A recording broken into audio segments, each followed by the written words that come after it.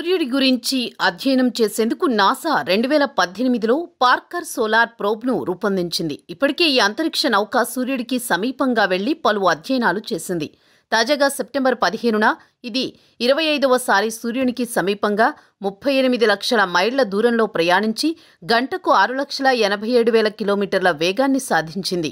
గతంలో 2024 డిసెంబర్ 24, 2025 మార్చి 22, 2025 జూన్ 19న కూడా solar probe ఈ వేగాన్ని అందుకుంది. సెప్టెంబర్ 18న జాన్స్ హాప్కిన్స్ అప్లైడ్ ఫిజిక్స్ ల్యాబొరేటరీకి సిగ్నల్ పంపి అన్ని సిస్టమ్స్ సాధారణంగా పనిచేస్తున్నాయని నిర్ధారించింది.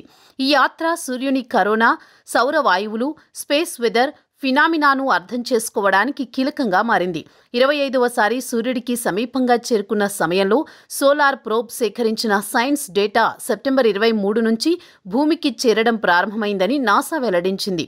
ప్రస్తుతం సూర్యుడు తన 11 సంవత్సరాల చక్రంలో అధిక క్రియాశీల దశలోకి ప్రవేశిస్తున్నాడు. దీన్నే సోలార్ మాక్సిమం అంటారు. ఈ క్రమంలో సోలార్ ప్రోబ్ నుంచి వచ్చే డేటా అత్యంత విలువైనదిగా సైంటిస్టులు భావిస్తున్నారు.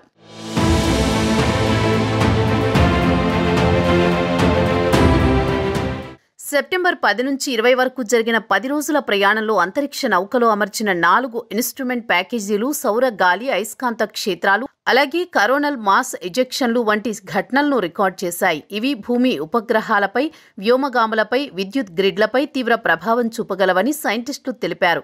పార్కర్ ప్రోబ్ వేగాన్ని అర్థం చేసుకునేందుకు నాసా కొన్ని ఆసక్తికరమైన పోలికలు తెలిపింది. గంటకు 6,87,000 కిలోమీటర్ల వేగంతో అది కశ్మీర్ నుంచి కన్యాకుమారి వరకు కేవలం 19 సెకన్లలో చేరగలదని తెలిపింది. సాధారణంగా ఢిల్లీ నుంచి న్యూయార్క్కు విమాన ప్రయాణం 15 నుంచి 18 గంటలు పడితే ఈ సోలార్ ప్రోబ్కు కేవలం 61 సెకన్లే పడుతుంది. ఇక సోలార్ ప్రోబ్ సూర్యుడి కక్షలో సౌర వాయువులు, మ్యాగ్నెటిక్ ఫీల్డ్స్, ఎనర్జెటిక్ పార్టికల్స్ను అధ్యయనం చేస్తాయి. ఈ డేటా స్పేస్ వెదర్ ప్రెడిక్షన్ను మెరుగుపరచడానికి, భూమిపై సాంకేతిక సమస్యలను నివారించడానికి సహాయపడుతుంది.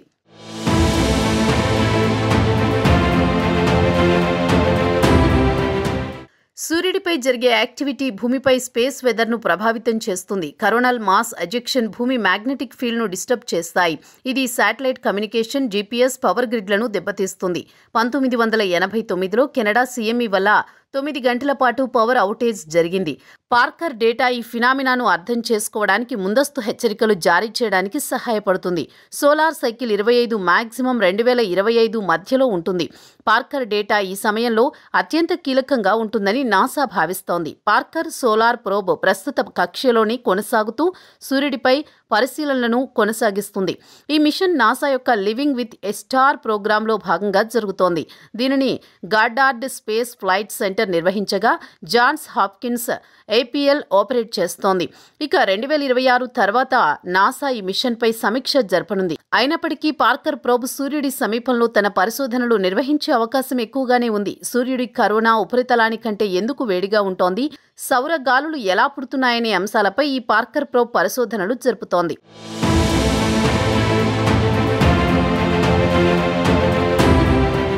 భవిష్యత్తులో మూన్, మార్స్పై మానవ మిషన్లను పంపే సమయంలో వ్యోమగాముల భద్రత కోసం సౌర కార్యకలాపాల అంచనాలు అత్యవసరమవుతాయి. ఈ నేపథ్యంలో పార్కర్ సోలార్ ప్రోబ్ సేకరించిన సమాచారం నాసాకు కీలకమవుతుంది. ఇక ఈ పార్కర్ సోలార్ ప్రోబ్ ఒక ఇంజనీరింగ్ మార్వెల్గా శాస్త్రవేత్తలు భావిస్తున్నారు. 4.5 అంగుళాల మందంతో కూడిన కార్బన్ కాంపోజిట్ షీట్ ఫీల్డ్తో ఇది సూర్యునికి 1400 డిగ్రీల సెల్సియస్ ఉష్ణోగ్రతలను తట్టుకుంటుంది. ఈ షీల్డ్ ఇన్స్ట్రుమెంట్స్ను రూమ్ టెంపరేచర్లో ఉంచుతుంది. అంతరిక్షంలో గంటకు 6,87,000 కిలోమీటర్ల వేగంతో ఇది ప్రయాణిస్తోందంటే చాలా అద్భుతమని సైంటిస్టులు చెబుతున్నారు. పార్కర్ డిజైన్ సూర్యుని గురుత్వాకర్షణను ఉపయోగించి వీనస్ గురుత్వ సహాయంతో తన ఆర్బిట్ను సమీపంగా తీసుకువెళుతోంది. ఈ యాత్రలు 2025 డిసెంబర్ వరకు కొనసాగుతాయి. అప్పటి వరకు మొత్తం 22 ఆర్బిట్లు పూర్తి చేయనుంది. మొత్తంగా పార్కర్ సోలార్ ప్రోబ్ ఈ అద్భుత యాత్ర సౌరశాస్త్రంలో కొత్త వరవడిని సృష్టిస్తోంది.